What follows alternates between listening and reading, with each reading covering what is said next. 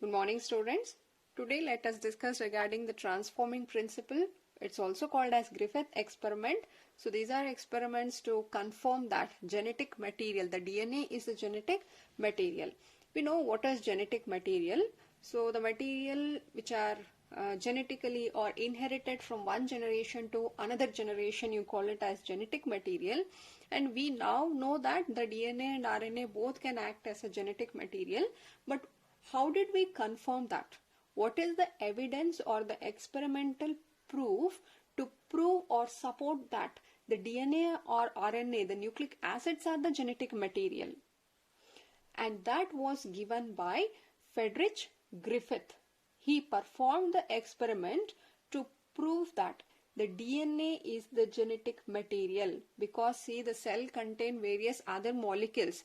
Out of those molecules, how did we prove that? How did we confirm that the DNA is the one which is going to get inherited from one generation to another generation? So transforming principle, or it is the Griffith experiment. Friedrich Griffith in the year 1928 performed a series of experiments using a bacteria, Streptococcus pneumonia. So these are the Streptococcus, it's a bacteria which causes pneumonia. So Friedrich Griffith performed experiment with the bacteria Streptococcus pneumonia. See, when it is coccus, meaning we are talking of some round shaped bacteria. So it's also called as pneumococcus because these are the bacteria which causes pneumonia. This bacteria has two strain. One is S strain and another one is R strain. So the difference between the S strain and R strain are S strain bacteria, they are called S because they produce smooth colonies on the culture plate. See, when you try to grow this bacteria on a cultural plate, on an artificial media prepared in the laboratory, they are found in a colonies. Colonies meaning they are found in a group. See, if this is a cultural plate I am taking, and we have filled this cultural plate with the media. So these media contain all essential nutrients required for the growth of the organism. When you try to grow this bacteria on this cultural plate, they are found like this. They are found in group and you call this as colony. There is a bacterial colony. Clear? So they produce a smooth colony. Whereas in R strain, these bacteria produce a rough colonies. And why smooth here it is? Because they have a polysaccharide coat. If this is a bacteria, here it is a colony. If you take one of the bacteria and see, they have a polysaccharide, a mucus-like polysaccharide coat, because of which it gets this smooth texture. Whereas in R strain, they lack this polysaccharide coat. Therefore, they are rough.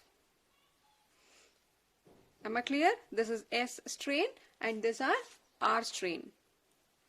And one more difference is the S strain bacteria are virulent. Virulent meaning they have the capability to cause a disease. They can cause disease. And here the disease is pneumonia. This S strain bacteria have the ability to cause the disease and therefore you call it as the virulent. On the other side, the R strain bacteria are non-virulent because they don't have that ability to cause the disease. Am I clear with the S strain and R strain bacteria? So Griffith performed a series of experiments using the bacteria which caused the pneumonia, and the bacteria were called Streptococcus pneumonia, and there are two strains of them. One is S strain and another one is R strain. So let us begin how exactly he conducted the experiment. Initially what he did is, he took this S strain bacteria, he injected into mice. He selected mice here, injected this mice with the S strain bacteria, and mice died. Why? Because S strain, we have seen that they are virulent. Therefore, as soon as this S strain are injected into the mice developed pneumonia, and because of pneumonia, these mice died. This was first set. And secondly, he has taken this R strain bacteria, injected them into the mice again, not the same one, a different mice, but this mice was alive.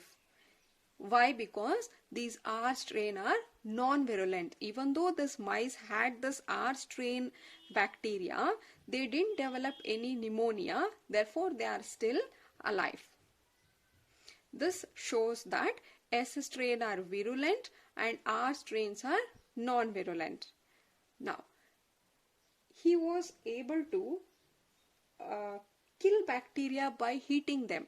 He took this S strain, killed this S strain bacteria by heating, and we now call them as a heat killed S strain.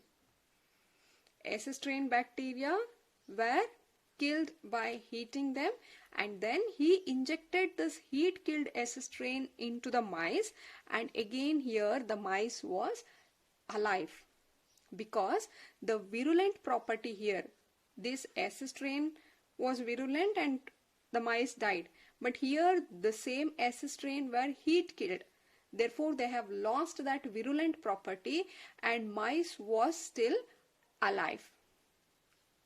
Now what he did, he has mixed these two, that is the second one and third set, heat killed S strain plus he took this R strain bacteria, which are basically non-virulent.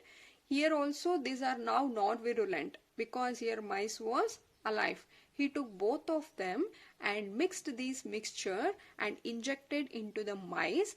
The expected result shocked him. What was the expected result? Just think, R strain, mice was alive, heat killed S strain, mice was alive. When you combine these two, expected result was obvious that mice should be alive because both are non-virulent here. But here the mice died because of pneumonia. What can we conclude by this? We can conclude that here, see, in this mice when they extracted, they have found a living S strain bacteria from this dead mice. From where did we got this living S strain? Because what we have given to this mice are heat killed S strain, but what they isolated from these mice were living S strain. From this they have got living S strain. This made Griffith to confirm that the R strain bacteria which are present here had somehow been transformed by the heat killed S strain bacteria. Some transforming principle, that is transferred from heat killed S strain, that enabled the R strain to synthesize a smooth polysaccharide coat and become virulent. Clear? This is what Griffith concluded. The R strain which is present along with the S strain had transformed something so that the heat killed S strain, we know that since they are heat killed, they don't have that polysaccharide coat now. But when we isolated the living S strain from the dead mice, they had that polysaccharide coat.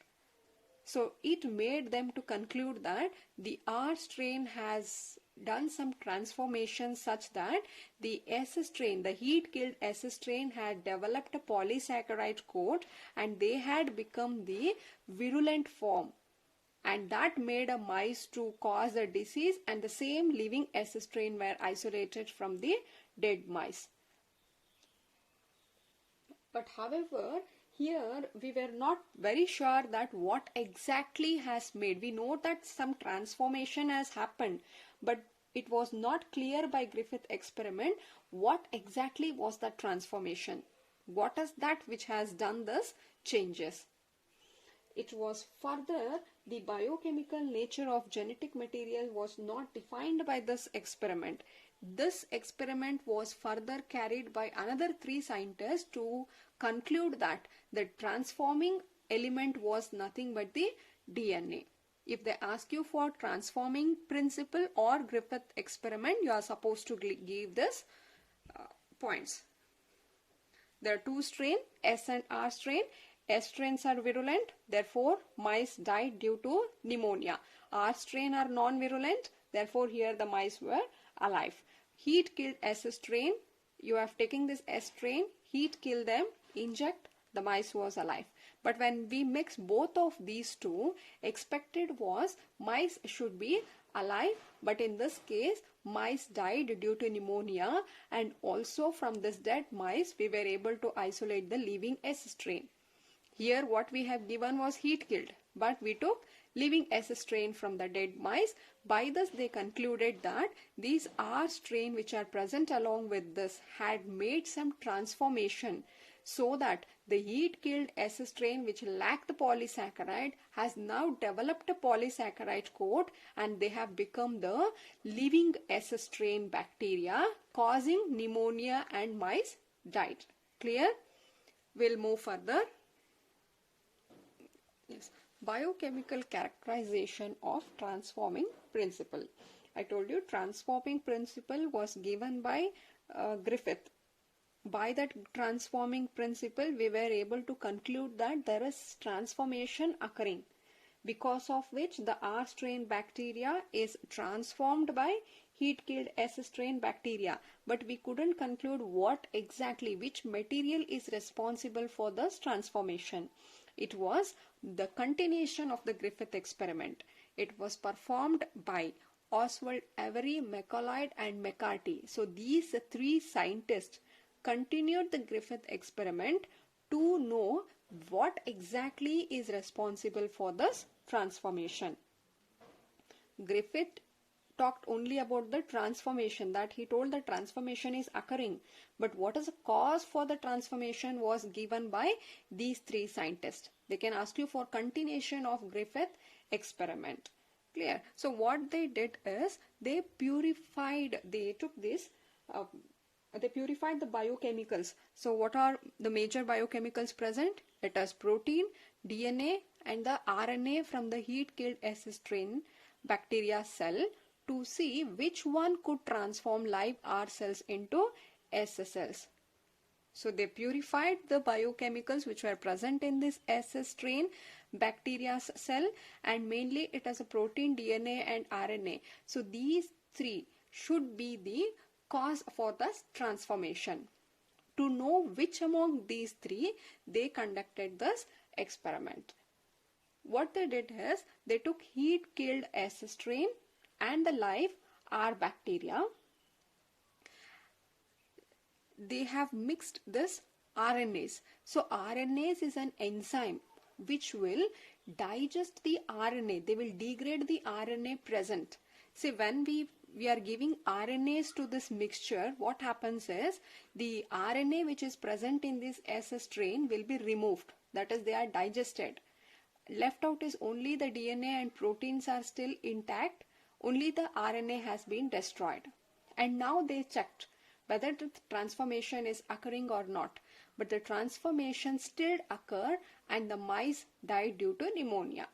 So this concludes that the RNA has no role in this transformation, because even in absence of RNA, the transformation is occurring, meaning it is not the RNA which is responsible for this transformation. In the second set, again they took heat killed S strain with a live R bacteria, but in this case they have provided the protease. Again, protease is an enzyme which will digest the protein. So whatever protein present in the S strains are now degraded. Left out is they have only the DNA and RNA are intact. In this case, since RNA was destroyed, they had the DNA and protein was present.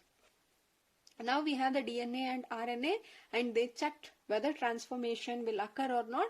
The transformation occurred, and here also the mice died. So this concludes that it is not the protein, because even in absence of protein, transformation is occurring, meaning it is not the protein which is involved in the transformation process. In the third set, they took heat-killed S strain and the live R strain as usual, but they have given the DNase enzyme which can degrade the DNA. Now what is left? If you remove DNA, this is left with only the RNA and protein. Now they saw that the transformation did not occur. The transformation doesn't occur and mice was alive. What does conclude? If there is no DNA, transformation will not occur. If there is no RNA, transformation seen. If no protein, then also transformation is seen. But in absence of DNA, transformation did not occur. Meaning what? It is the DNA which is responsible for such transformation.